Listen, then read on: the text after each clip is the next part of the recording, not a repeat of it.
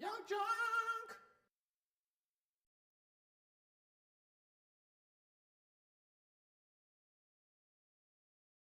One podcast, every black film ever made. My name is Len, aka the Bat Tribble. And as always, I'm joined by my partner. Hey, this is Vincent Williams. Tonight, ladies and gentlemen, welcome to Bootober.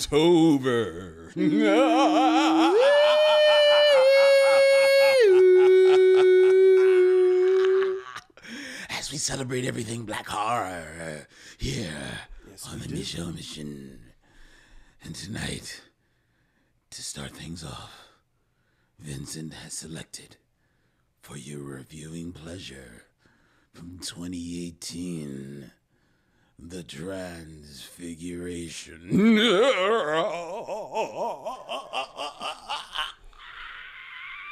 All right. Pace yourself. We just got here. But first, shout out to each and every one of you who are watching as we are streaming live from Young Junk, Philadelphia's premier video podcast palace. Right there to all of you watching on your screens on YouTube or on Facebook and who have joined us in the chat. Shout out to all the missionaries. Good evening, one and all. Vincent, how are you doing, my friend? I am fine.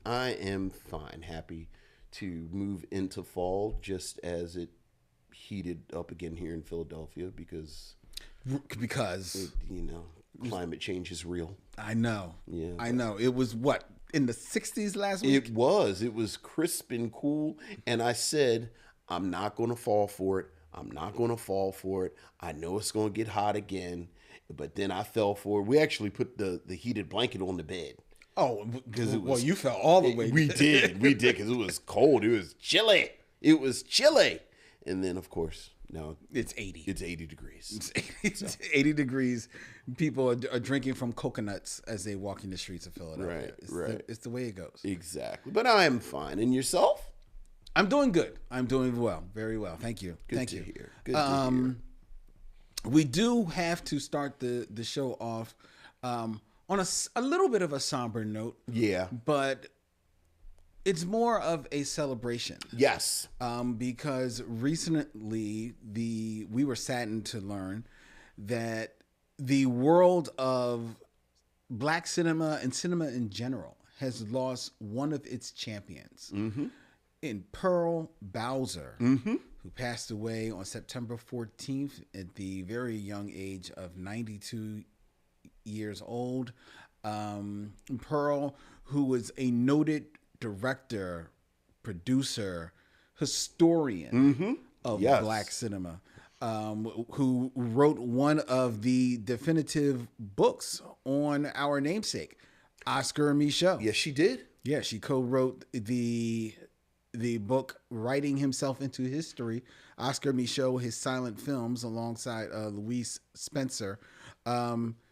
Pearl, from a very young age, had a lifelong passion with film and, more importantly, black film and our depictions, the depiction of the African diaspora on film. And she made it her life's work to not only have all of our works properly preserved, but also to have them given their just due creatively and culturally throughout her life.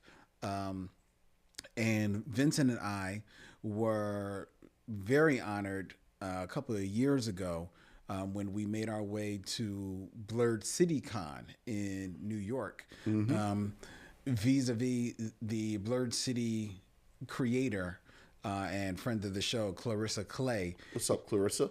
She actually introduced us to Pearl, and we actually sat down and had a really cool conversation with Pearl. We were unfortunately unable to get a recording of the conversation, but we had a very nice visit with her. She was a very dynamic, even at that time, she was an elder woman, but very dynamic, forceful, vital personality. And it is one of the cherished moments here on the Michelle Mission. So we were very saddened to hear of her loss. Yeah, absolutely. Everything that you said about her being a historian and being this sort of cultural figure. And it's worth noting that when you read the story of several of the Oscar Michelle films that we've talked about a lot over the years, some have been lost, some you didn't know where they were.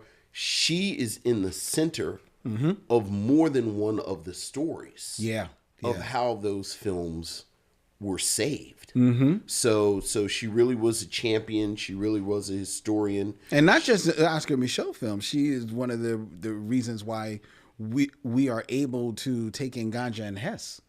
In the way that we are. Yeah, absolutely. Just like you said, across the board, just a champion of the culture.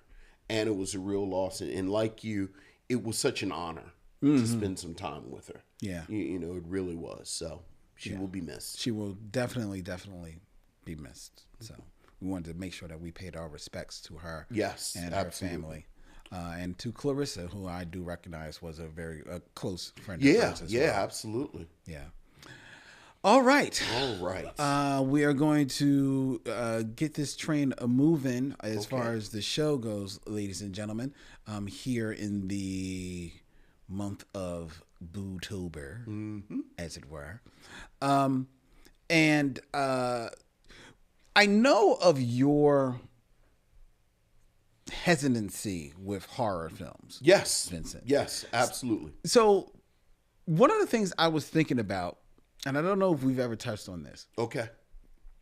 But do you have to do any type of mental gymnastics before, going into this month or sitting down to actually watch any of the films that we have to watch? Well, no. I think the film that I was most hesitant about was the original Candyman. Okay. Which we talked about. It's been a few years now. But since then, so far nothing has been drop dead scary. Okay. That's drop dead scary. I know I was thinking, I just forgot the name of the film that just came out a few months ago. Was it Talk to Me? Yes. And that has a black lead. And I said, oh boy, I think that might fall under our purview. And that looks really scary. Like I took note of that. But so far, I've really, really enjoyed all of the films that we've watched. And none have scared me. None of them have scared you. Right. So that's good. That's good. I wondered about that. I don't want to. So far, so good. Like I said, I was hesitant about Candyman, and I still find Candyman a little off-putting. Little off-putting. You're a little shaky. But, I have to say, the films tend to fall underneath the rules of the diaspora, where, like, anything that happens to people, well, why you messing around with stuff you shouldn't be messing around with? That's a good point. Like, speaking of Candyman, I always say Candyman is the blackest supernatural creature of all time. Like, he is the personification of keep my name out your mouth. That's right. Absolutely. Like, it's all this chaos in the Candyman films, but I feel like if you pan the camera 3 feet to the right or to the left, there are people living their lives because they don't mess with Candyman. Exactly. So, all right. So, with that, ladies and gentlemen, we are going to go to emails. All right. And that means it's missives from the missionary. All right. What's going on, Lynn? We have emails, Vincent. Ooh, missives from the missionaries. Ooh.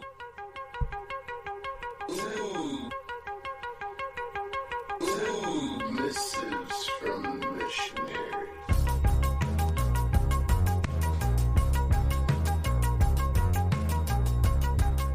Interesting enough, Vincent, you brought up something about the films that we are watching. Our weekly email from Michael Sykes Hey, Michael. has the subject line, Black films where the lead role is white. Okay. All right. Hey, Len and Vincent, do you consider these movies, black films where the lead role is white, do you consider these movies as black films, even though the lead roles are not played by black actors, but rather have supporting characters? Such examples would be 1979's Fast Break, 1992's Unforgiven, Blue Chips, Rocky 3, 8 Mile, White Boy Rick, Madagascar, or Bringing Down the House, which Mike says he personally dislikes, or Malibu's Most Wanted, which he dislikes even more than Diabetic hates having diabetes. It's Is that like the opposite of I like that the way a fat kid likes cake? that's the exact opposite. Yes, Okay. yes, Gotcha. and I understand that because Malibu Most Wanted is it's rough. Yeah. Yeah. Then it goes on to something about hip hop, so I'm going to stop it there for now. We have covered and we've reviewed some films that do have what people may consider a white lead. Absolutely. But we still considered it as a black film. He's mentioned 1979's Fast Break. Is that the movie? That's not the one that we. No, I'm thinking of Fast Forward. Yes. That's Fast Forward. Yeah. But I think there's an argument to be made whether or not Irene Cara is the lead of Fame, but we consider that a black film. Yeah, absolutely. And something like The Landlord is Exactly. 100% a Bo Bridges. Bo Bridges film. Right. You know, Soul Man Is a white guy. is actually a white guy. So Is a white guy. So, you know, I do think a lot of it is case by case. Yeah. Yeah. Case by case. And certainly, as you were listing the films, I was going, okay, that one will be black. Oh, I don't know about that one. Oh, well, that's interesting. So he listed Fast Break, which I'm confusing with something else. So I don't know That's that one. that's the basketball movie, isn't it? Probably sounds like a fact. Yeah, and I forget who's in it. But so skipping that I one, would say that because black people like basketball. Unforgiven. Right, I wouldn't say that was a black I movie wouldn't say at that. all. Yeah, Yeah. no, me neither. Yeah. Which is the Clint Eastwood Western. Yeah. Blue Chips, which I think I know. Blue Chips, I would count Blue Chips. Who's in Blue That's Chips? the football movie, right? Yeah, but who's in it? I mean, the funny thing is I'm saying I'd count it, but I can't remember anybody in it besides Nick Nolte. Blue Chips stars. It's a basketball movie. Okay. Nick Nolte and Shaq and Penny Hardaway. Yeah. I guess the big thing is that Penny Hardaway is in there. Mm-hmm. Okay, man. Yeah. You know, it's sort of like I've gone back and forth about Any Given Sunday. Ooh. Exactly. See, I think there's an argument to be made about Any Given Sunday before Blue Chip. Yes. Because Any Given Sunday is very much more of an ensemble. Yes. And more than half of the ensemble is black. Yeah. And the main thrust of the argument of the story is Jamie Foxx's character. well, I think you could make a really strong argument. It's an Al Pacino movie. Yeah. Now you see my dilemma. Okay. I would take that before Blue Chips, though. So would I. I would take that before. What about 8 Mile? No, because 8 Mile is just It's- Rocky. it really- it's just Rocky. Yeah, it is, and that's the same thing about Rocky 3, where he throws in Carl Weathers because of Carl Weathers Right. as a team. But that's not a black film. Right. It's not a black film.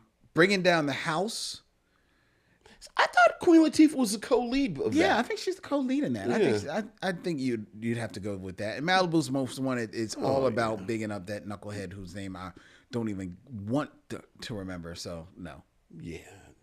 I don't think about him. All right, so I'm going to continue on Michael's email. Okay. I recently listened to Little Richard's albums from the 70s. Yes. and found that his 1970 album, The Real Thing, stood out as the best. Okay. One of the songs from the album, also titled The Real Thing, has been widely sampled by such artists as Pete Rock and CL Smooth for the song For Pete's Sake, as well as featured as the theme song for Mario Van Peebles' film Panther. The song, called Freedom, is performed by a variety of female rappers and singers, including Mary J. Blige, Queen Latifah, TLC, Aaliyah, Light, and more. Mm-hmm. I hope I didn't scare your last week's guests with the Monkey Hustle review, even though it is a bad film. You guys are doing such a great job. Keep up the good work. Thank Michael you. Sykes. Thank you. Thank you. Mike. I remember, was Freedom before or after You Will Know from Jason's lyric? I think, Like, whichever one was first, the second one I always thought was a response to that one. well, I think, Like, we're going to have all the men, and then, okay, well, now we're going to have all the women. And I like both of those songs. Well, I think Panther is after Jason's After lyric. Jason's lyric? I want to say that that's after Jason's lyric. Jason's lyric is what, 1996 or something like that? Panther movie. 1995 is Panther. Okay. So, yeah, maybe it might be right around the same time. So. Yeah. Mm-hmm. So there you go. Mm-hmm. All right. I feel like Panther had a pretty good soundtrack, too. Really? I think so. I barely remember that movie. Yeah, me too. That's a movie I'm surprised hasn't come up Yeah. sooner on our. Panther is 100% a movie that I would think of and then think of something that I want to review before that. Well, the soundtrack only had really the two singles, Freedom and then The Points.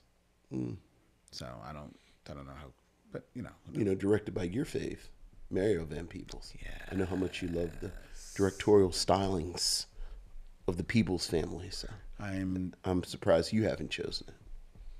So, well, May's coming. oh, that's not fair. It's not. Yeah. I don't know. Yeah. I don't think it would make it. It's definitely not a May. It's not a May movie. Yeah. It's not a May movie. Yeah. No, I wouldn't do that to it. All right.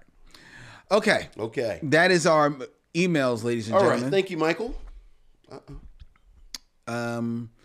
But in Bootober, we have made time for a return of the top 5. It has risen. So, Dylan, play that beautiful theme music, if you please. Top 5. Who's your top 5?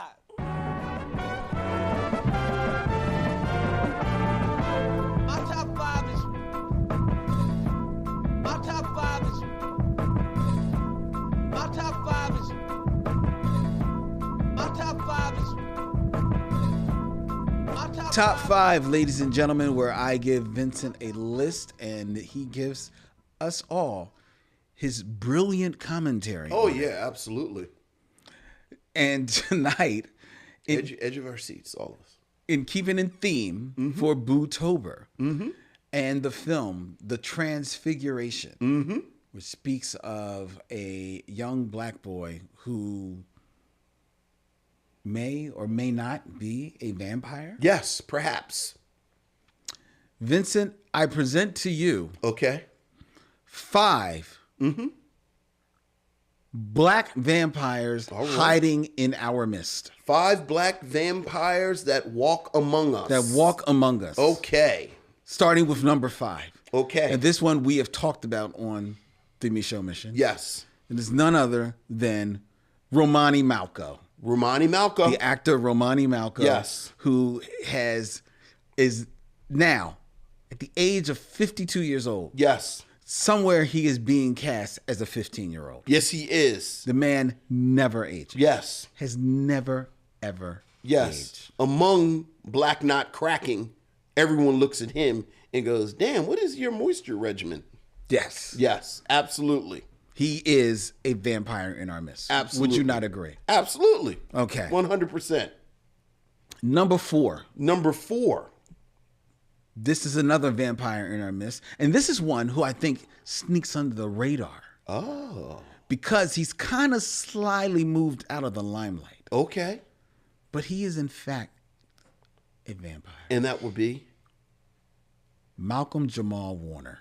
Malcolm Jamal Warner. See, I kind of disagree with Malcolm Jamal Warner. Why? Because as opposed to Romani Malco, who looks exactly the same. Yes. I think Malcolm Jamal Warner has actually grown into like a much more handsome man than he was like 20 years ago. So like he's changing, but like for the better. See, here's the thing. Here's what you don't know about vampires. Okay. Vampires, the reason why they're able to mix in company into the world, even though they are so long lived, is that they regenerate themselves. They regenerate over time. Okay. We are just in the midst of his latest regeneration. It's like a Doctor Who thing going on. Exactly. Okay. Exactly. All right. I'll take that. Exactly. Big fan. Big fan. Because you like vampires. Because I like vampires. But, also, like, obviously we all have a soft spot for Theo and, I have a soft spot for him, Yeah, too. right. And he's actually quietly kept working. Like, No, you talk kept about working. him not being in the limelight. But did you ever watch Jericho? No, but I heard he was very good in that. He was very good. I heard in he was that, very good in in that. a show that I feel like is sort of like those Stargate shows, where like it was on for like a million years, but you didn't know You didn't anyone know who it. watched it. Yeah. But like like 3 people who go like, oh yeah, I kind of like that, and that's me with Jericho. And Malcolm Jamal Warner's career. Malcolm Jamal Warner's career. Yeah. And I think he's done some directing as well. Yeah. But no, Yeah. but yes, he has Absolutely. changed a little Yeah. bit. But the man don't age. Hey man, I think I'm pretty sure he stopped. I think the brother moved to Atlanta. He mind his business, drink his water. Is it water? Them Cosby residuals ain't like they used to be 5 years ago. But he had a good 30-year run of Cosby Show residuals. It's not a bad life. Okay. So, Next vampire. next vampire. This is another vampire that you would think has changed because they've been around so long. Yes. But when you really look at the history, Okay. this person has never changed. Okay. And that would be. Was born this way. Okay. Angela Bassett. She's another one. Like, I think the only thing badder than 30-year-old Angela Bassett is 60-year-old Angela Bassett. But 30-year-old Angela Bassett looks exactly the same as 60-year-old Angela Bassett. I disagree. If 60-year-old Angela Bassett walked out tomorrow looking like 30-year-old Angela Bassett, I would say, is everything okay? No, I disagree. That woman looks Like exactly. maybe her and Courtney Vance, they must have had an argument or something. Because she looked like she looked when she was 30. Have you noticed that Courtney Vance looks much older since he's married to Angela Bassett? Do you think Angela Bassett is stealing his looks in his youth and his vigor? Not his looks. Just his vigor? His youth and his vigor. Just his vigor? Yes. Well, look. Yes. Well, God bless that man because he's doing the Lord's work. God bless it. Yes. Yeah. Because she has not changed, Vincent. I don't care Well, what you yeah, say. look. 30 years ago, she was in What's Love Got to Do with You It. shouldn't have started with She looks Romani. the exact same You person. shouldn't have started with Romani Malco because, like you said, he is actually the same person. But then you got 2 people. It's sort of like the best man cast. Like you're making the best man cast argument, but like we said when we talked about the best man, like Taye Diggs and Morris Chestnut actually look better at 50 than they did when they were 25. Okay, yes, So is but that they a- look totally different. So is that a vampire? No, they're not vampires. Or is that they're just reaching their final form? They're not vampires. They're not. Okay. They're not on my list. Yes. Yes. Stop jumping ahead. All right. Go ahead. Number 2. Number 2. This is another one. All right. Following in the Malcolm Jamal Warner phase. Okay. Is that we are just at his latest iteration. Yes. But what people don't know is that he has been in this iteration since the 1700s. Okay, and that would be Delroy Lindo. yes. You're 100% right. But Delroy Lindo is like Morgan Freeman, where he was turned into a vampire when he was 52 years old. That's very true. That could be true too. That could be true too. Like, do you get the sense Delroy Lindo was never young? No, And I'm saying 52. He like 67 years. He'd been 67 years old for 40 years. No, it's been for 400 years. It's from the Yes. 17th. Right. There is photographic Right. proof that this man, Right. like I'm telling you, he's been around. He's been I'm around. just saying. He didn't get turned when he was 20, though. No, he didn't. Right. He did not. Like, you look at him as West Indian Archie 30 years ago, and he was 67 years old. And now he's 67 years old. It's like the old footage of Morgan Freeman on Electric Company, where he was easy reader, and he was a young, hip easy reader, and he looked like he was 70 years old. He ain't like that old. But yeah, he looked old. He looked pretty old. He looked old. He Right. looked like a man that was like, He you know, looked like exactly how this is what I'm going to be doing. This just how I'm like this me right here. This is how I pay the bills. All right. And it's paying the bills. All right. Delroy Lindo, Now we're at the number one. number one. This one hurts my heart, Vincent. Okay. This one really does hurt my heart. 'Cause this Okay. one cuts close. Okay.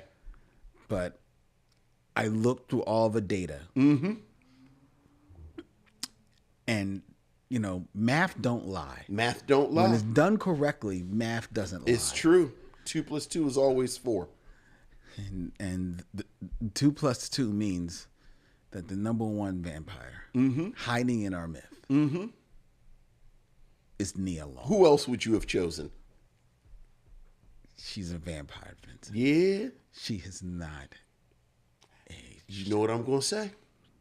You're going to say that she looks better. Look, Look. I like 50-year-old Nia Long. Now, but again, here's the reason why.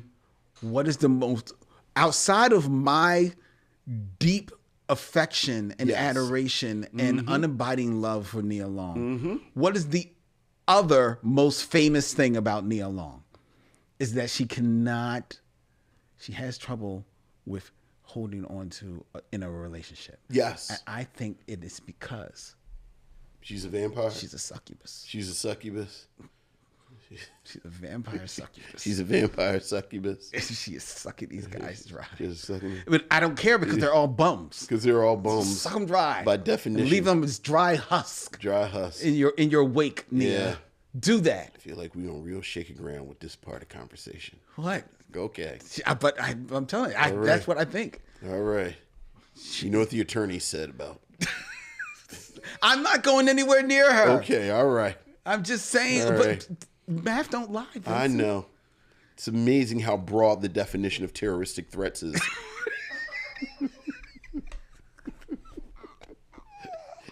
Easy. We don't want no trouble.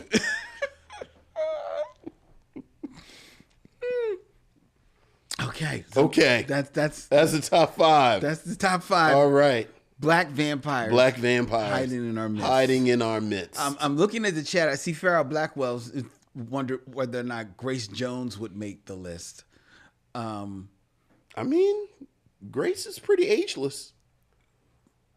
That's a good one. Yeah, she's pretty ageless. That's a good one. I didn't look up her stats.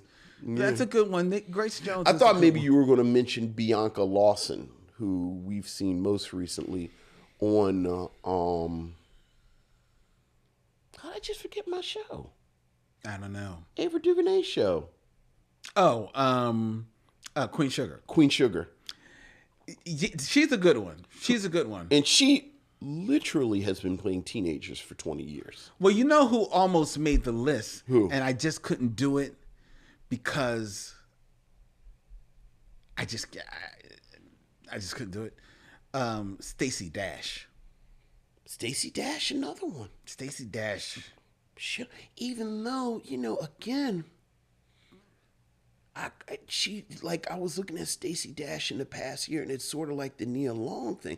It's like, you are actually badder now than you, like, you know, like I look at I look at her in like Clueless. Like I look at Nia Long, especially Nia Long in something like Friday. And they actually look like young. Well, that's Like they look like girls. Well, yeah, okay. But it's like, God damn, you fawn. But see, but that's because they That's it. they toned down, they dressed it down. Right. You know, the vampires they know what to do. They know what to do. Yeah, they know what to Alright, do, vampire. man. Especially the succubus. So the succubus. The succubi. The succubi. The succubi know what to do. The succubus is. I know. It's a lot of S's. Yeah, I like that ass. Oh, easy. What?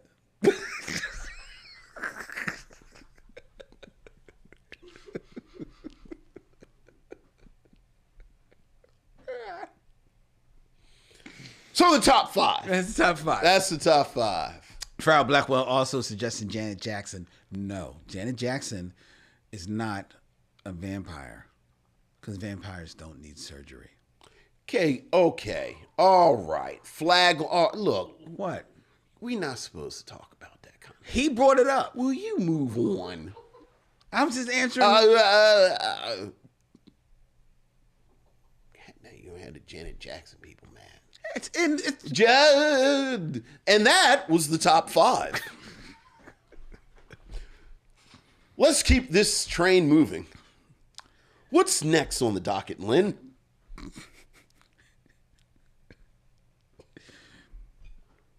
bad black cops. No. Let's see. Next, it's time for 6 Degrees of D'Urville Martin. 6 Degrees of D'Urville Martin. Yes.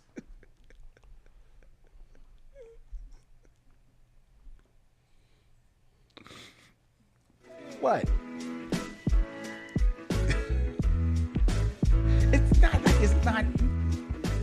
It's in plain sight. It's a little below the belt. He ain't talking about no women's look and plastic surgery and Will Smith would be mad at us. And just go ahead and somebody say keep. How'd you Janet's bring Will name. Smith into it? Because you're talking about a woman's looks, and see that's how you get people to say keep filling the blank's name out your motherfucking mouth. And Or somebody gonna come and walk in here. And well, Dylan's gonna walk from behind. I her. mean, hopefully not.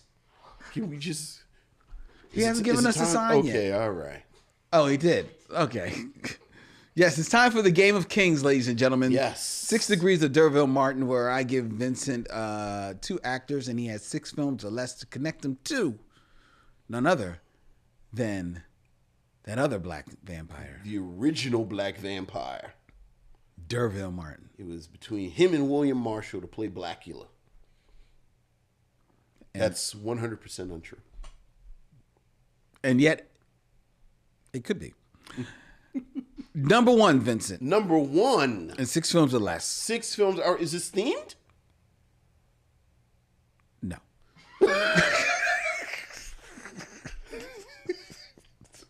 Like I thought you were going to say William Marshall or Aaliyah or Wesley Snipes or Grace Jones or Eddie Murphy. Like I was waiting for a black vampire, but I guess not. No. Oh. It was 2 names that I pulled. No connection to the film whatsoever. No, they're black. They're just. I'll give you that. They're You black. pull 2 black people. I two black people. Just pull 2 black people out. All right. Well, who's the first black? The vampire research took a long time. Sure. So, Who's the first black? you know, arguing between Stacey Dash. Yeah, so, Right. number 1. No.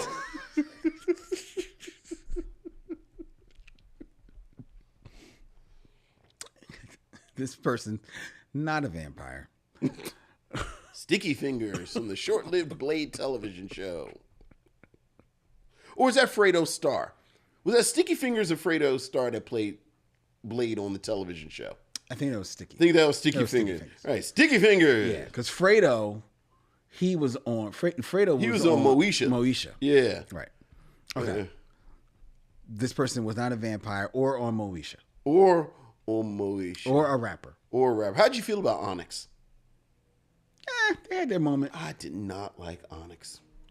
And they had their moment. I ain't like all. You know, Slam.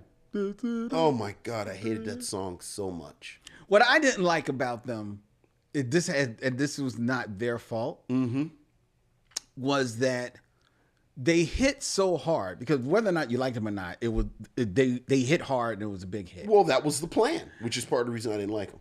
And it hit so hard that my beloved Run DMC then tried to cop their style. Yes. And I was like, oh, guys. Yeah. This is just not. Yeah. Don't do it. It just always felt like Russell Simmons sat in a room and said, how can we make something that'll appeal to white teenage boys? Yeah. He was just so blatant with it. It was so blatant. Yeah, absolutely. Ironically, I really like both of them as actors, though. I mean, okay. I haven't seen I thought either of them act. thought they had presence. Go ahead. Tell me, who's the first black that has nothing to do with vampires? No, I don't mind this vamping. I know. I see what you did there. All right. Who's black number one? Adorable. In 6 movies or less, connect D'Urville Martin to D'Urville Martin, too. Garrett Morris. Garrett Morris. I am the Ant-Man. I have the powers of the ant. Yes. Well, that is a Saturday Night Live sketch that is worth looking up on YouTube. yeah. And frankly, I could take the easy route and just go to Ant-Man. Remember, he has a cameo in the first Ant-Man. I forgot all about That's that. connected to that, but I won't do that. Instead, I will say that D'Urville Martin is in Dolomite with Rudy Ray Moore, who is in Penitentiary 2 with how I just forget his name from Cooley High. He's in Queen Sugar. He's the dad in Queen Sugar.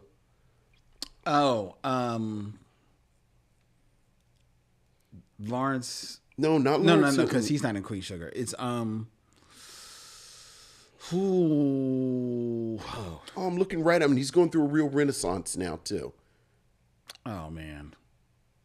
Colonel Taylor on Different World. Glenn Turman. Glenn Turman. He's in Penitentiary 2 with Glenn Turman, and then Glenn Turman is, of course, in Cooley High with Garrett Morris. Okay, very good. Very good, Vincent. All right, now, in 6 films or less, connect D'Urville Martin to Black number 2. Felicia Rashad. Felicia Rashad in movies. That's a good one. But this is how you get to Felicia Rashad in the movies. Okay. D'Urville Martin is in. How do I want to get? Okay, I'm gonna go to. I'm gonna go. Boy, any opportunity I get to use Penitentiary 2 twice is a good day. D'Urville Martin is in Dolomite with Rudy Ray Moore. Rudy Ray Moore is in Penitentiary 2 with Mr. T. Mr. T is in Rocky 3 with Sylvester Stallone, who is in Creed with Felicia Rashad. Very good. Very good, Vincent. Well done. Well Yeah, done. Wow. I tell you, got to use Penitentiary 2 twice. Who knew that would be useful? Who knew? Who knew? All roads lead to D'Urville Martin and Penitentiary. In Penitentiary 2. All right. So that is 6 degrees of D'Urville Martin, ladies and gentlemen. Those are 2 blacks that have nothing to do with vampires. How did you pick those 2? How random. Very random. It's very random. I have actually absolutely no idea. Did you? Well, no, Felicia Rashad was actually, I was reviewing her stats to see if she was a vampire, but she is not a vampire. Right. So that's how I landed on her, and I don't know how I got to Garrett Morris. What else is Felicia Rashad in besides the Creed movies? She's a voice in Soul. Okay, that's right. That's right. She is also in a film, and it's a Netflix film that we both enjoyed, Jingle Jangle. She sure is in Jingle Jangle. Mm-hmm. Aw, I love Jingle Jangle. It's coming up on time to watch Jingle Jangle too. And she was in Just Right. Does she play Common's mother? I believe so. Interesting. No, is she Common's mom or is she Queen Latifah's character's mom? Yeah, she's Common's mom. She's Common's mom. Okay. Yeah. Interesting. Nothing pre-Cosby Show. Not well. Only one small movie, The Broad Coalition. Yeah, the small movie. I was asking because Oh, you know what she was in that we reviewed? What? That Billy D. Williams thing you made me watch, The Visit. She sure is in The Visit. So you get to her in The Visit. I forgot she was in The Visit. Mm-hmm. She was in Good Deeds. Okay. Yes, she's in a Tyler Perry movie. I mean, woman gotta eat. Or she just likes Tyler Perry. Yeah, I think it's more she. I mean, look, again, I don't know how much Tyler Perry is paying people, and they paying some bills. I think people support Tyler Perry. Okay. But I was watching clips from Love Boat because, of course, I was, and you got on me about watching the practice. You sitting there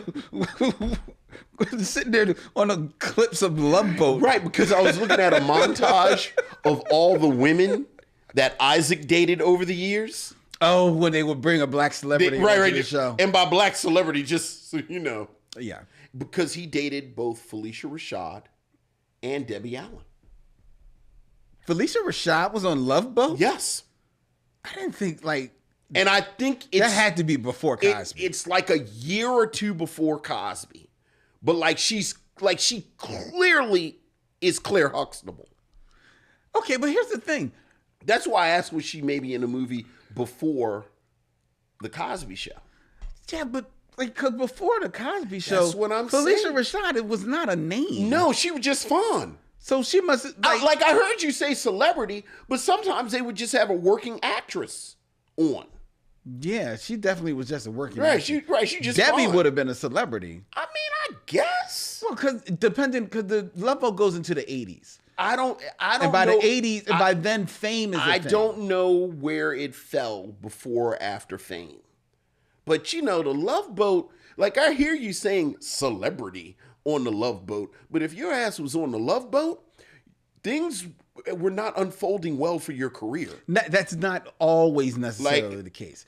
That is 100 because you could have been a younger person like Debbie Allen. Well, that's my point. But if I'm saying Debbie Allen was still a name at that time.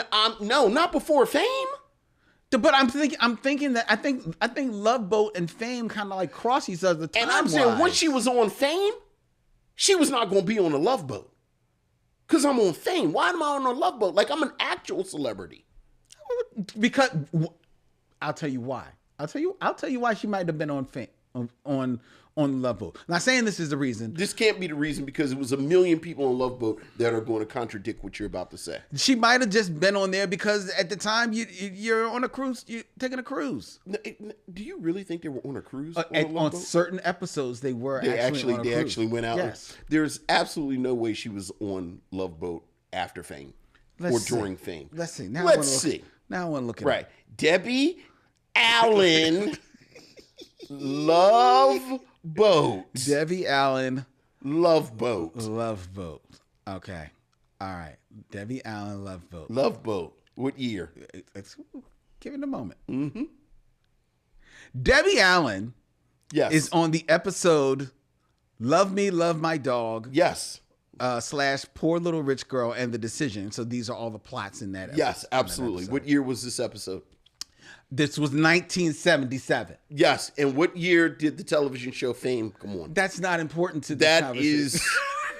There's actually nothing more important to this conversation than this fact. I'm pretty sure it wasn't It 1977. was, I believe it was after I'm pretty sure it was- 1977. I'm pretty sure it Nobody was after. was on the Love Boat 1977. in the height of their career. I'm pretty sure it was. Like, I missed the episode that Al Pacino was on. I'm pretty sure it was after 1977. Yes. Okay, fair enough. Right. Fair enough. Yeah. So she was on the come up. She was on the come up, Fame or, you know, ran 1982 to 1987. right, the sort of sunset of your career, or, you know. Yeah. Yeah. Okay. That was part of the magic, though. Yeah. That was part of the magic of Love Boat. So who else did he date? Oh my goodness, I'm almost positive Jane Kennedy shows up. I can believe that. Now Yeah. Jane Kennedy might have been cresting. Okay, Jane. In the 70s, she might have been cresting at that point All right. I mean, what because they were looking for things for her to do. was the height of Jane Kennedy though? Like, what was the apex of Jane Kennedy's acting career? Penitentiary. Right, or No, not even penitentiary. what was it? Probably What was that movie? the other boxing movie.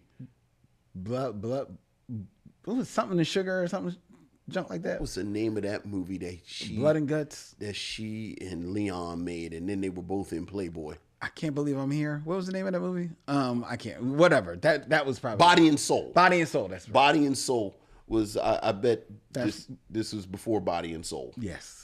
Yeah. But it was like Jane Kennedy. Who else was in that montage that would have been really interesting? Lola Falana. Did he date Lola Falana? Maybe.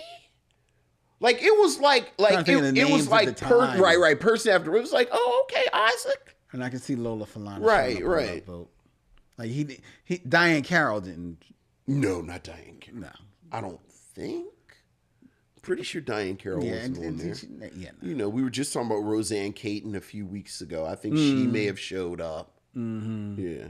Okay. Like, it was some bangers. Oh, I'm sure. Like, it was bangers. It was like, oh, Ted Lang is doing his thing. I'm sure. But, you know, as far as they were famous, I don't know how famous they were. They were just real fun. Okay. But I remember Debbie Allen and Felicia Rashad. That's interesting. Yeah. Interesting. Oh, yeah, somebody actually said, yeah, Bernadette Stannis. Burn it. Oh, yeah, Thelma showed up. Yeah. Thelma showed up. You know what I was thinking about? That's a good looking. Remember Harpo? I think it was Harpo. Remember JJ had friends? Remember JJ had the friends? And it was like TK Carter was one of them. And he had his boys. And then it was the one boy that was always hollering at Thelma.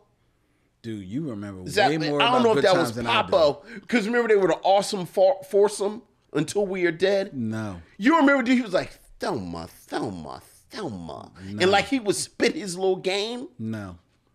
I loved him because he was the only one on the show that I felt really acknowledged How fine she just how fun Thelma was. Like, I felt like I had taken crazy pills. Like, I was like Mobutu, I had taken crazy pills. Like, no one on the show ever really acknowledged. would ever acknowledge just how fun Thelma was. Thelma was fine. Except for JJ's dude. And I always loved, he was like my spirit animal. Because every time he was there, he had, Thelma, when you gonna give me a chance to take? And I was like, spit your game. Because that's what you're supposed to do. Because that's Thelma. I was thinking about him a few weeks ago. How I love that dude.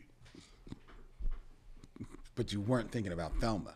You were thinking about No. him. I was thinking about Thelma, but again, it actually You did. were thinking about him. It kind of stressed. Not Thelma. It stressed me out a little bit as like a 13-year-old that like nobody would acknowledge Not thinking about Thelma. what was going on with Thelma, or like Not thinking you know, about Thelma. Thelma, which is what we want. No, you're thinking about. no.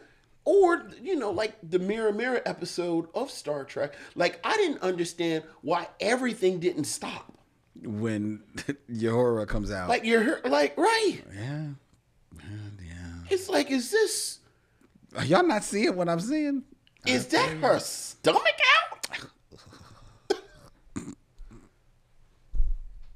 Like, everyone, you No, it's like you learn about the Mirror episode. Like, you're a Star These are Trek man fan, moments, and ladies they and talk gentlemen. about, We're having man moments. And, it's one of the famous Star Trek episodes. And what do everybody talk about? What does everybody talk about with the Mirror episode? Evil Spock with the goatee. Like, everyone talk, evil Spock with the goatee. And it's like, am I the only one that sees your hero? Maybe I'm crazy. Do I have X-ray vision? Maybe I have superpowers. Certainly, if everyone was seeing this, we wouldn't be spending so much time talking about Spock and his goatee. I'm curious, to be equal opportunity. You can put it in the chat or you can email us at mishowmission@gmail.com, ladies and gentlemen. For our lady missionaries, was there an equally jaw-dropping moment for you in Black TV or cinema history where you said, is nobody not seeing this? The one that comes out to my mind is what's the Idris Elba movie where he's terrorizing Taraji P. Henson in the house? I've never seen that. I know what you're talking about. There's a scene in there where Idris Elba is completely silhouetted and is drying himself off, and everybody in the theater swears they can see his penis. Like, he's completely silhouetted. Vincent, you have never seen so many women bringing out their flashlights to look at a movie screen thinking that you can see the man's penis. You cannot see his penis. But it made every woman in the theater stop in their tracks. And I'm wondering, just to be fair, is there like moments for all of the missionaries? We just saw, speaking of vampires, we saw Blair Underwood in a soldier's play maybe 2 years ago. I think it was before the pandemic.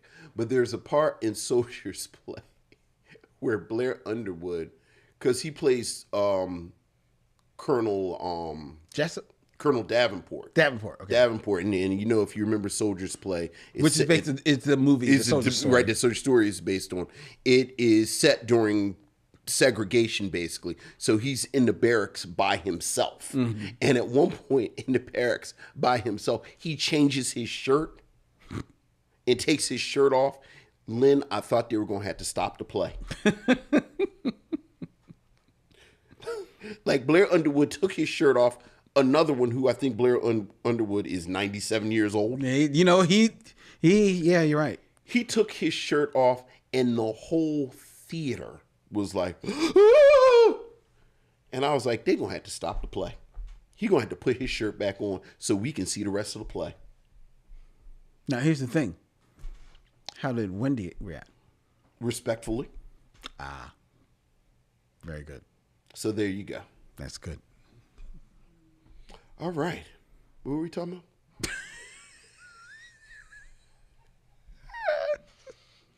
It's time for us to get into our review of The Transfiguration.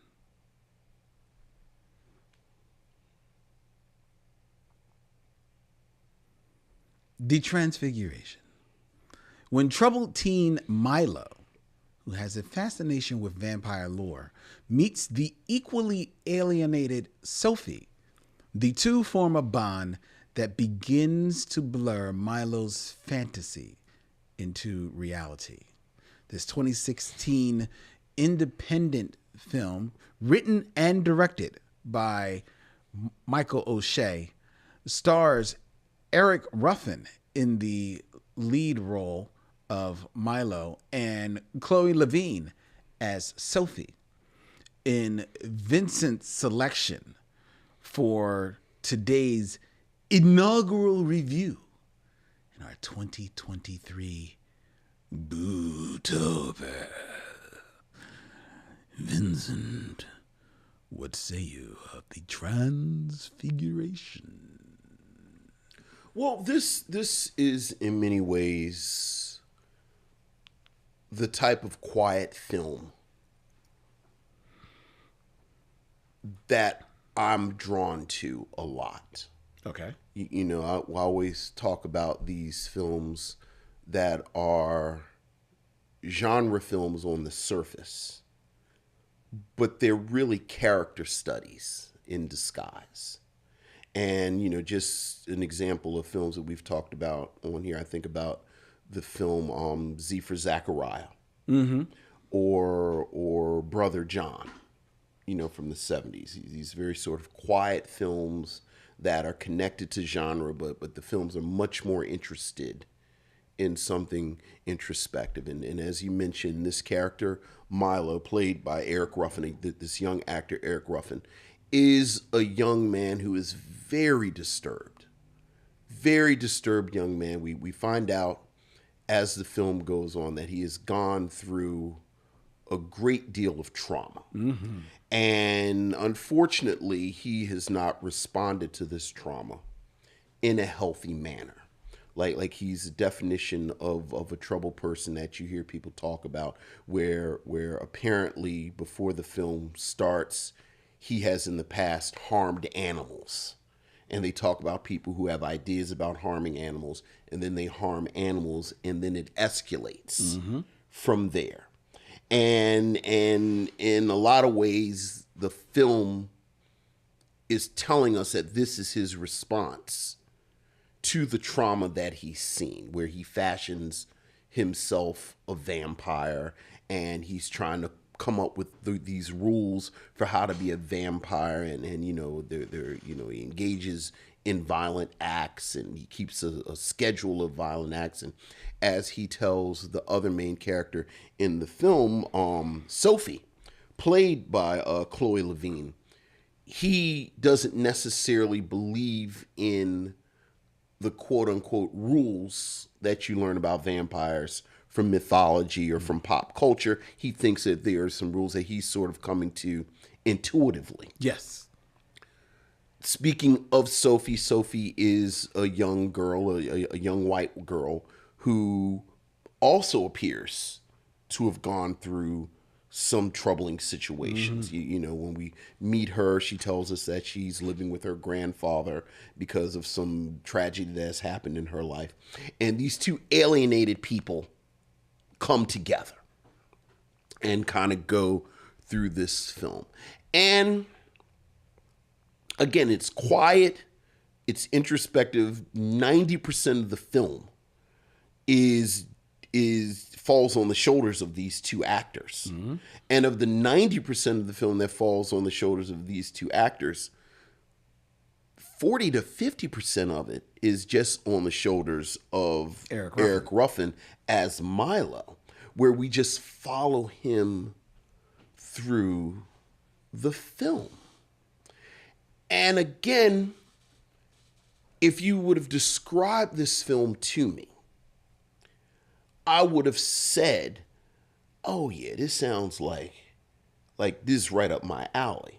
Where it's not so much a horror film or something that utilizes this vampire imagery and the trope and the language of the vampire to really comment on something else.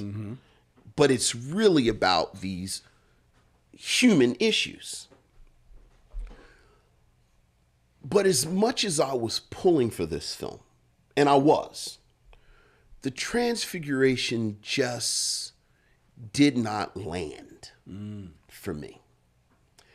And it didn't land for a lot of reasons. And I think the primary reason, unfortunately, is as much as I'm pulling for Eric Ruffin, and he's a young actor. I think when you have a film like this, this very small film, this very intimate film, you have to have this central actor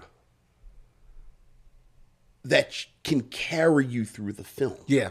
In the case of Brother John, you have Sidney Poitier, who, by the time Brother John comes out, he is this seasoned actor. The case of Z for Zachariah, you have, these three stellar performances. You have Chiwetel Ejiofor, you have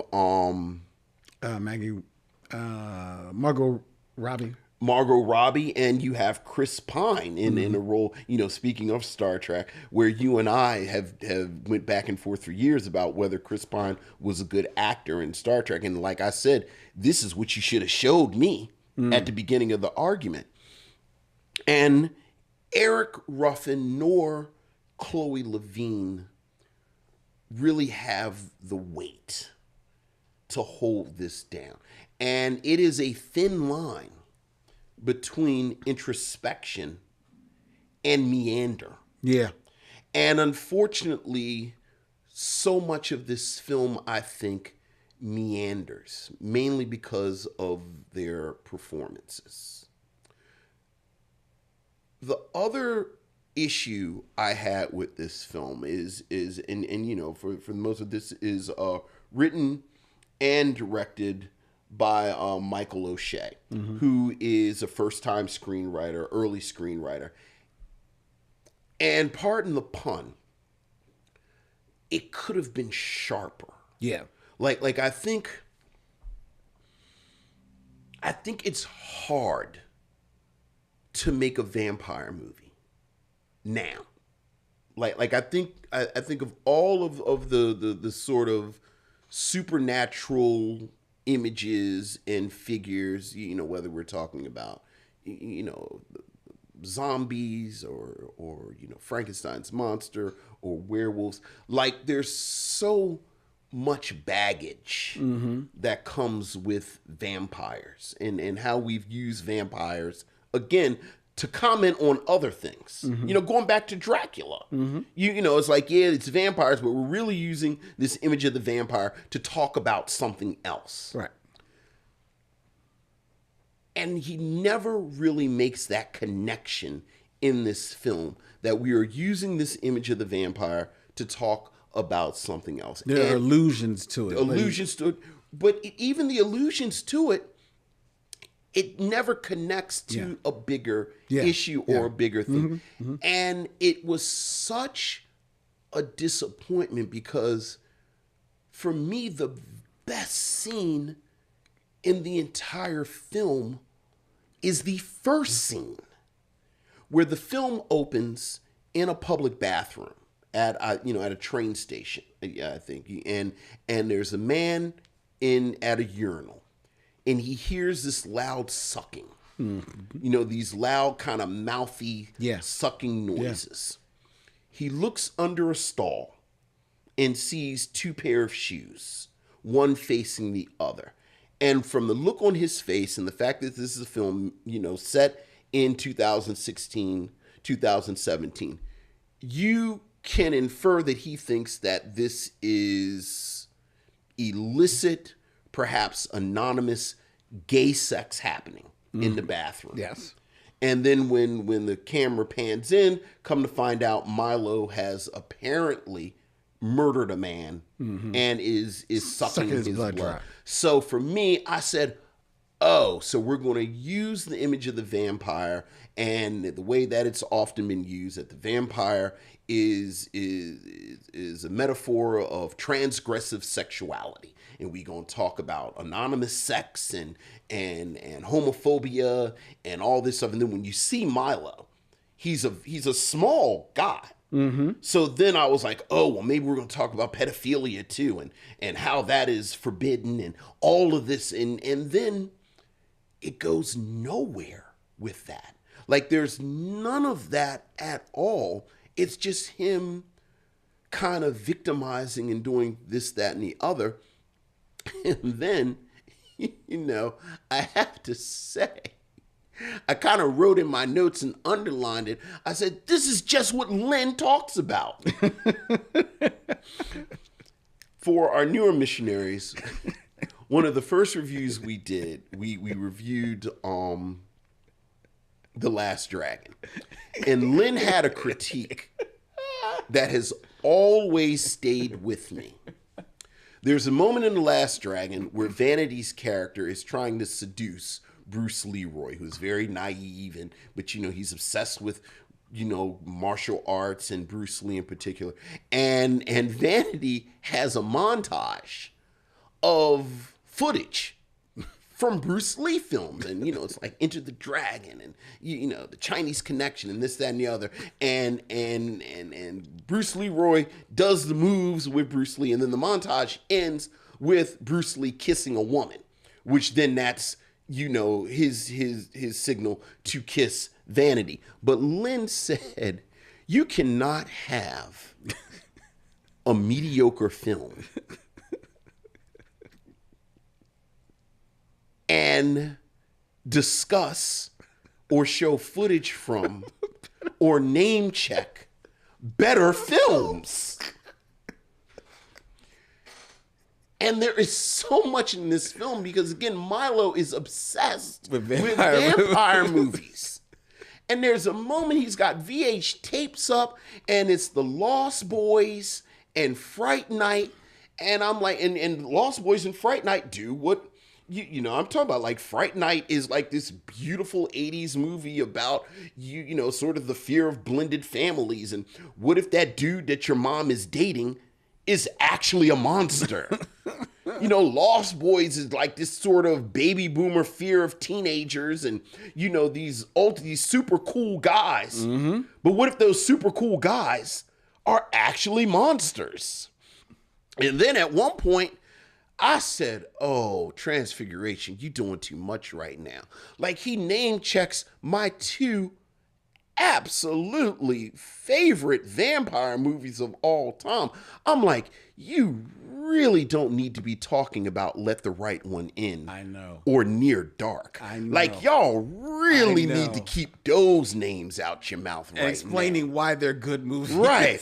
I'm like, ooh, don't threaten me with a good time, because I'll turn this off right now and put on Let the Right One In. So that by the end, I think the film meant well, but it just didn't land. It doesn't land. Yeah. And you're right, because the premise of it is smart.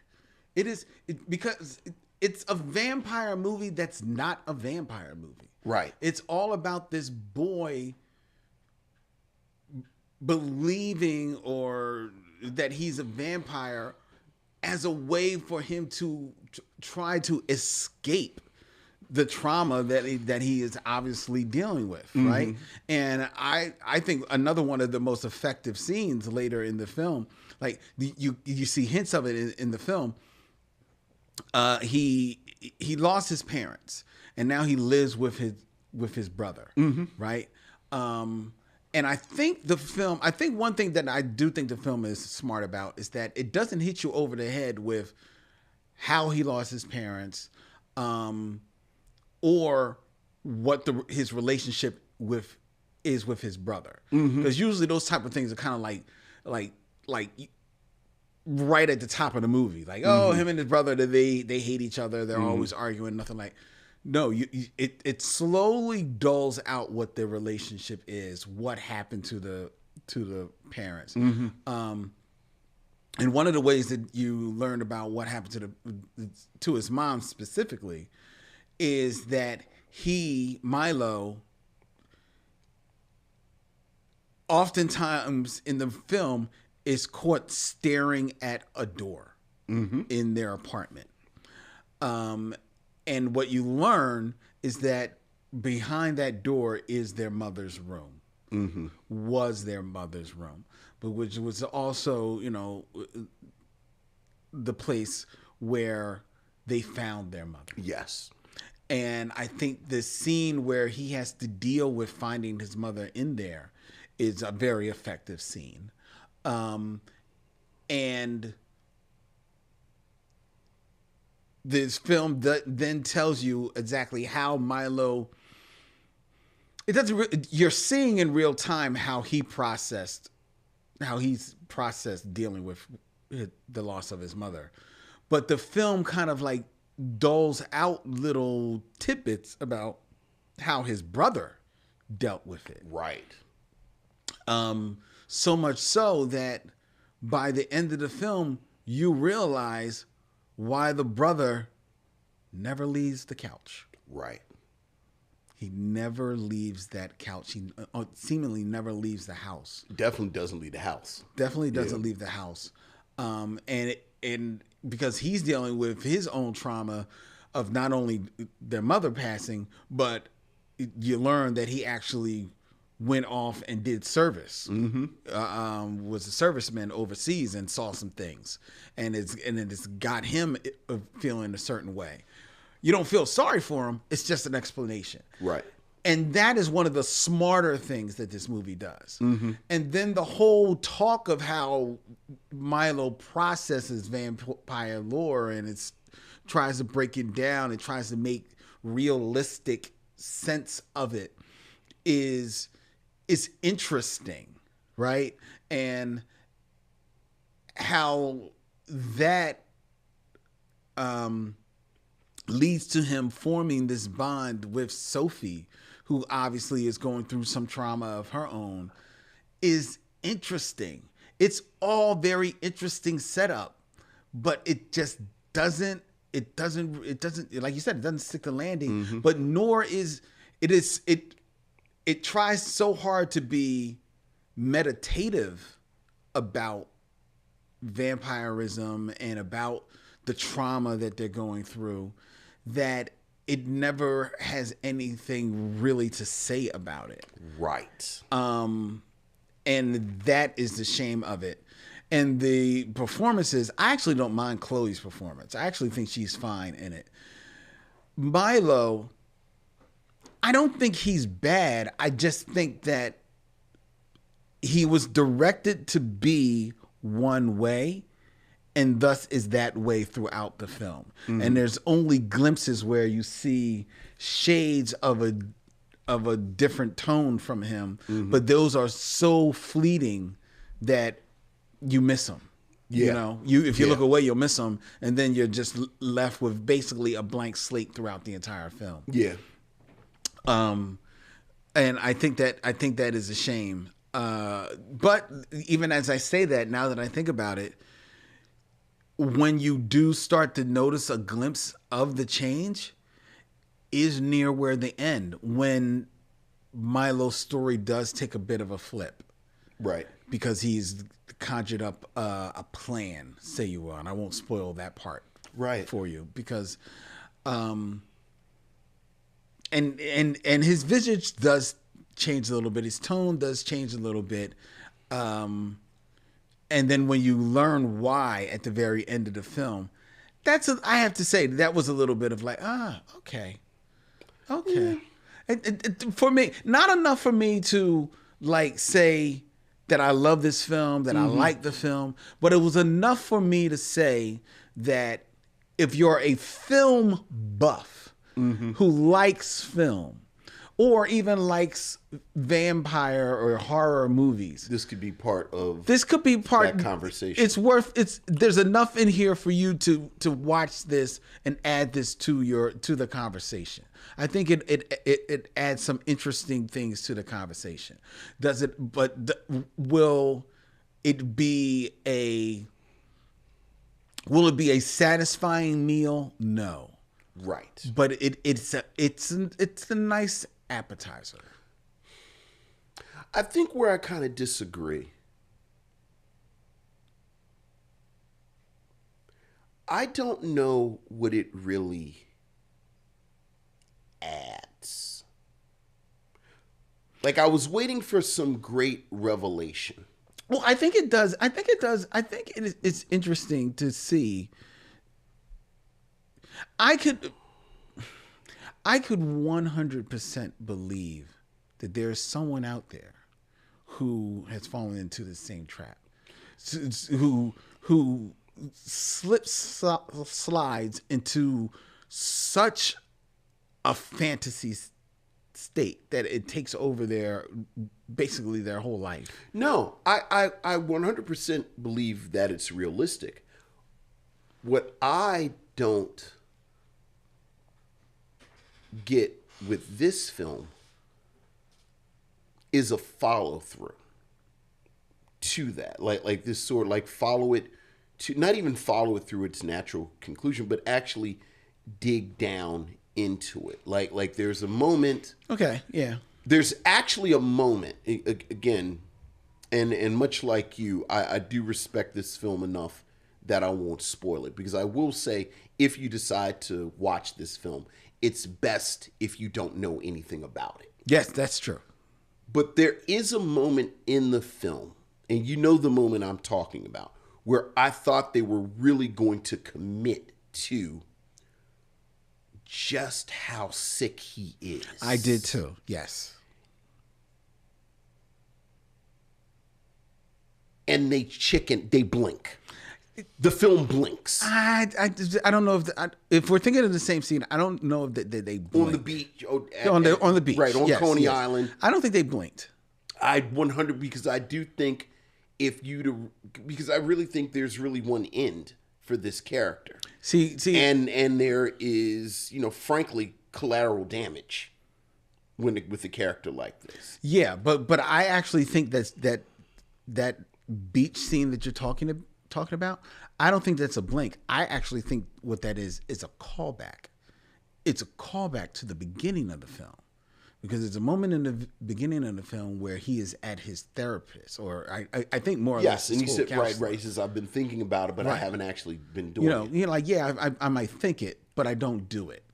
Yeah. I think this is a callback to that. And I thought that was realistic. I didn't like it. Okay. I thought everything. I thought everything.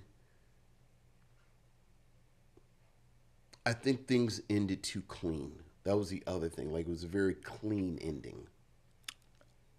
Oh, I didn't. I think it was this very sort of black and white morality, and bad people were punished, and good people got away. You didn't get the sense that there was any sort of blowback that was going to happen, or again, any collateral damage. Like,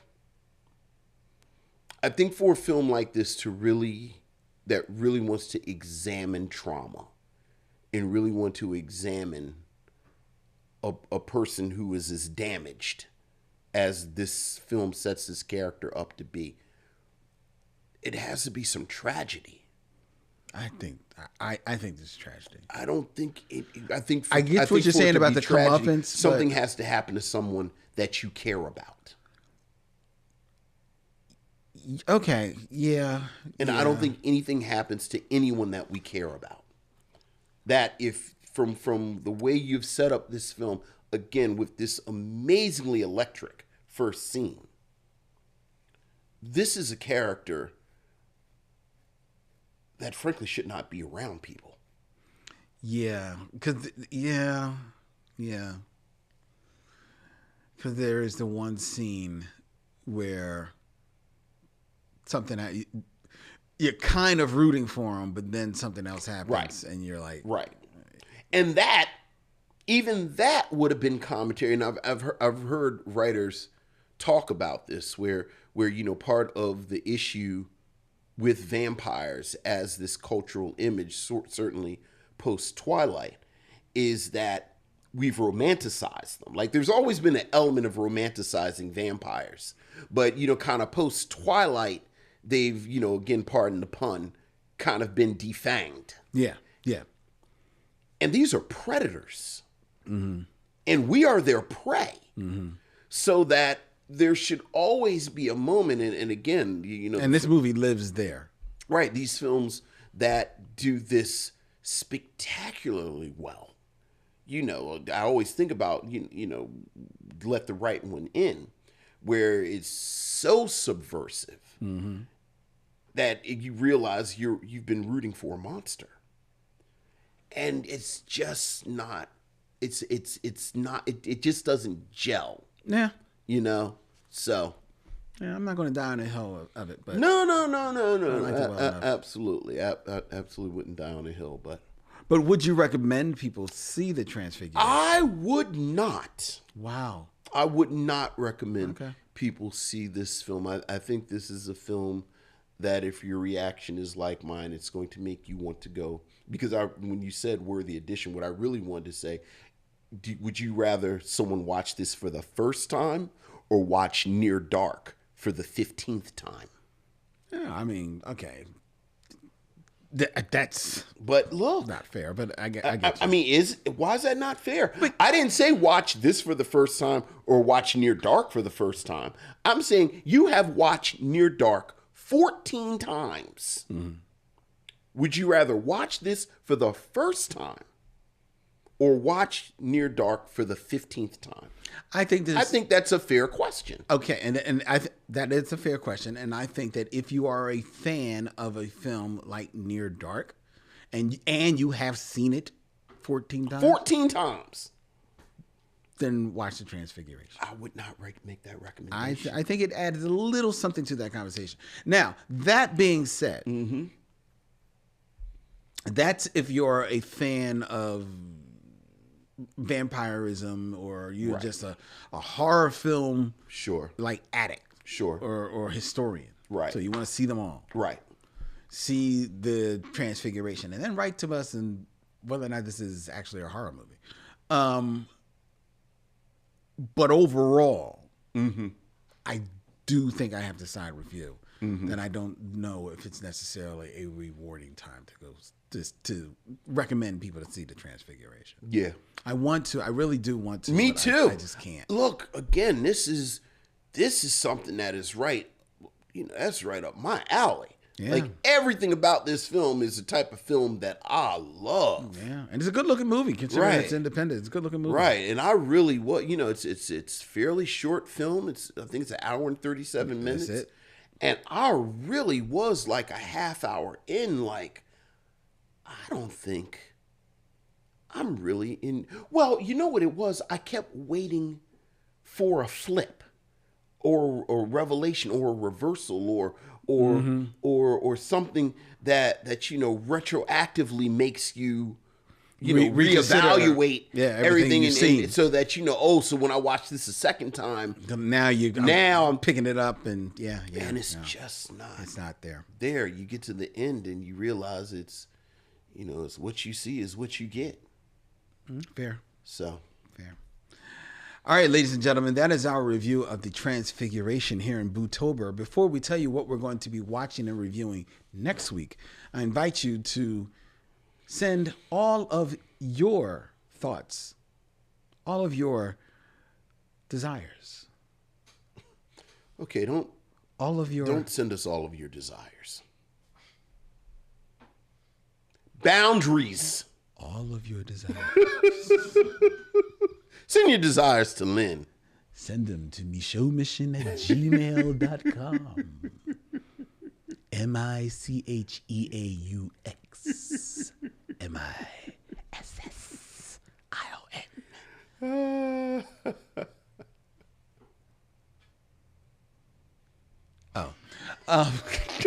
See, this is why we can't have nice things. You can also follow us on all your favorite social media, ladies and gentlemen. You can hit us up at I'm looking at the chat. Jason is like desires, LOL. Anyway, yes. On all the social media at Michaux Mission. That is Facebook, Twitter, Instagram at Michaux Mission. You can follow us, like and follow us. You can subscribe to the Michaux Mission on YouTube at Michaux Mission. Hit the subscribe bell and hit that bell so you're notified when we load up any of our new films. When you're notified when we're going live. Notified where our very and seemingly adored shorties go up on Michaux Mission on YouTube. So hit that bell and subscribe. All right. You can also, if you're on Facebook, you can join our Facebook group, Michaux Mission, where our missionaries get in and they tell us all the latest things that are going on in Black cinema and Black Hollywood. And me and Vince jump in there and have a good time talking with everybody. It's mostly Vincent, I'll be honest, because I am busy editing stuff. But Vincent is right there having a good time with everyone. And he comes back and tells me, he's like, yo, you should have been there. I'm sorry. All right.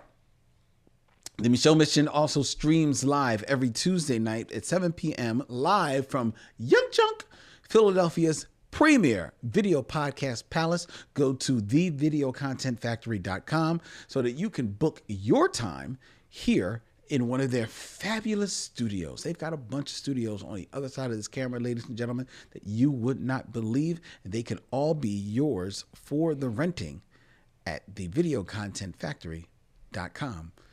Get your butt down to Young Junk in Manayunk. All right?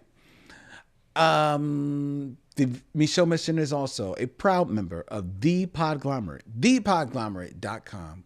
They make podcasts work. And I'm going to take a quick moment to just send a very special shout out to our associate producer out there in California, Mo Poplar. What's up, Mo? What's up, Mo? I'm giving him a shout out, ladies and gentlemen, because behind the scenes, Mo is always working very hard to come up with different concepts, different ideas for the Michelle Mission, develop side projects, new documentary series that we're going to be doing with Mo, getting us out there into bigger and better audience, and he works tirelessly at it. So I want to Yes, sir. show our appreciation to Mo. Yeah. Thank you, Mo. Yeah. Along those lines, it didn't come up. I meant to talk about black vampires.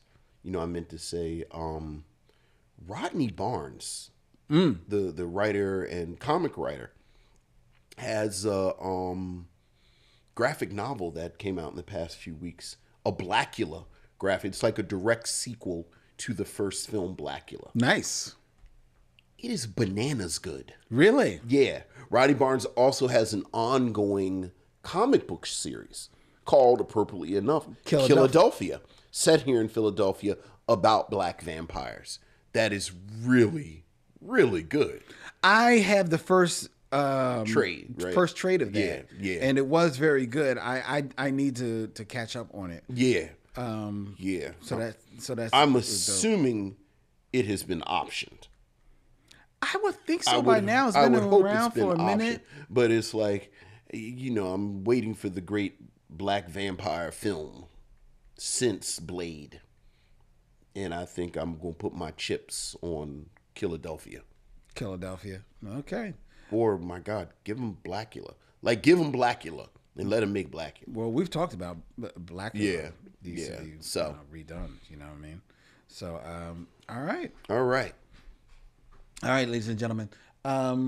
Next week, here on the Michelle Mission, it is my turn to bring you a film.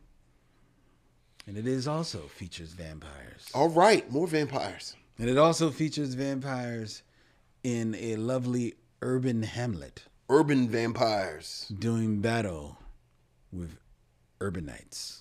Go to the bodega and get some blood. Yes. In a little film that I call, because it's titled this way,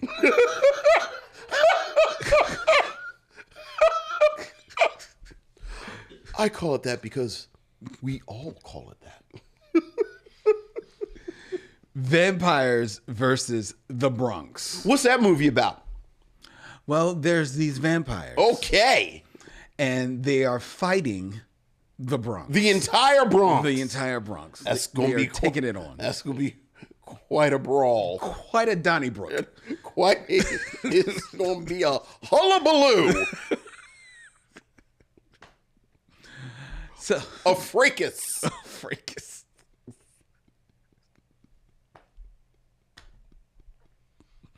Yes. Join us for the barn burner that is known as Vampires versus the Bronx next week here in Bootober on the Michelle Mission. Until then, he's Vincent, I'm Len, and in parting we say, We'll see you when it's